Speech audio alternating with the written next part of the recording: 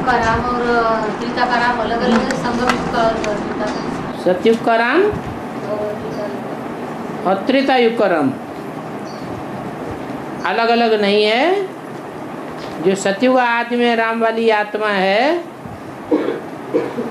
वही कृष्ण का बाप है। वही आत्मा ने सतयुग के आदि संगम से पहले, जब संगम की शुरुआत हुई थी, उस संगम के आदि काल में पुरुषार्थ करते करते फेलियर स्टेज को प्राप्त किया था।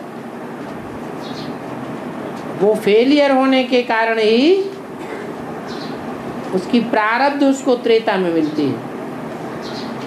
लेकिन चोला बदल जाता है, चोला बदल जाता है त्रेता में। तो उससे क्या होता है? आत्मा प्राप्ति करती है या चोला प्राप्त करता है?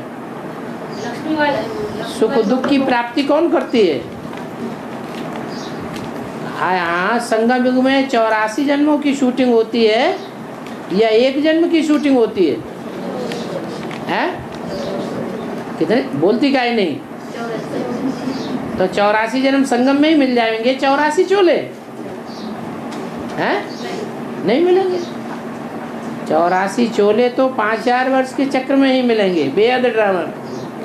लेकिन आत्मा में यहाँ शूटिंग हो जाती है।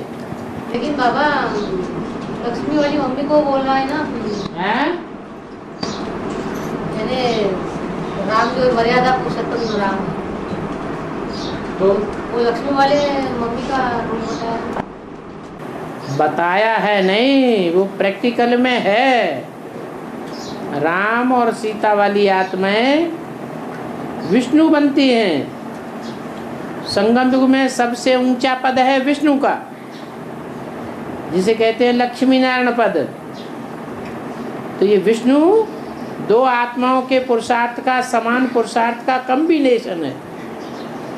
वो कॉम्बिनेशन त्रेता में जाकर के एक स्त्री और एक पुरुष के चोले के रूप में बदल जाता है। पुरुषार्थ बराबर है। स्त्री अर्धांगिनी कही जाती है, अर्थात प्योरिटी के मामले में पुरुष अधूरा है।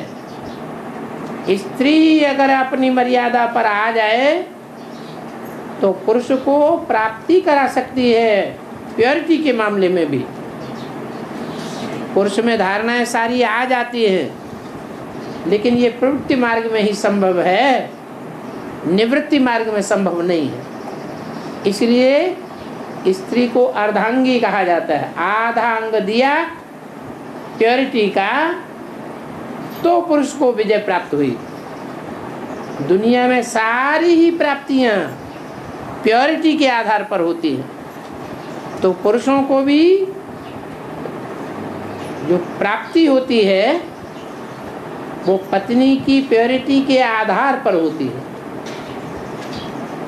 चाहे शंकर जी हो, चाहे नारायण जी हो, चाहे राम हो, इनको प्राप्ति कराने वाली कौन है? शक्ति। शिव शक्तियाँ कही जाती हैं। शिव बाप आकर के शक्तियों के द्वारा प्राप्ति कराते हैं।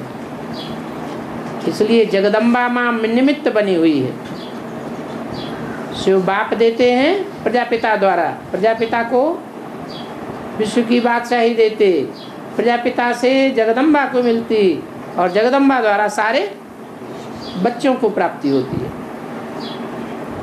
तो जो विष्णु का रूप संगम युग में है, स्त्री पुरुष का कंबाइंड रूप, वही विष्णु का चोला त्रेता युग में जाकर के एक स्त्री और एक पुरुष के रूप में परिवर्तित हो जाता है। यहाँ जो पुरुष था वो वहाँ स्त्री हो जाता है, जो यहाँ स्त्री था वो वहाँ पुरुष हो जाता है। तो जो यहाँ स्त्री का चोला है संगम युग में, वो मर्यादा पुरुषोत्तम का पार्ट प्रैक्टिकल बजा रहा है या पुरुष चोला बजा रहा है?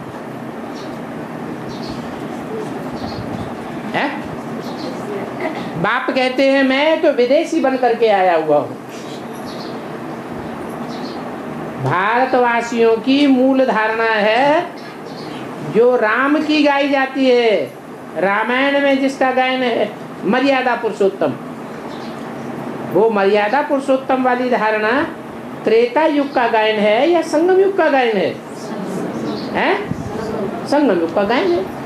तो संगम युग में राम वाली आत्मा में तो शिव प्रवेश करता है, वो शिव तो सबका साथी है, तुम सब सजनिया हो, उसकी बेहद की प्रवृत्ति है। बाप अगर मर्यादा पुरुषोत्तम स्वदेशी बनकर के आ जावे तो तुम बच्चों से मिलन भी नहीं मना सकता, इसलिए उसका तो पार्ट ही संगम युग में अलग हो जाता है। हाँ, जो सीता के रूप में पार्ट बजाने वाली आत्मा है वो मर्यादा पुरुषोत्तम का पार्ट बजाती है। संगम युग में मर्यादा पुरुषोत्तम का पार्ट बजाती है तो त्रेता में जाकर के पुरुष के रूप में जन्म लेती है, वहां उसका नाम राम पड़ जाता है।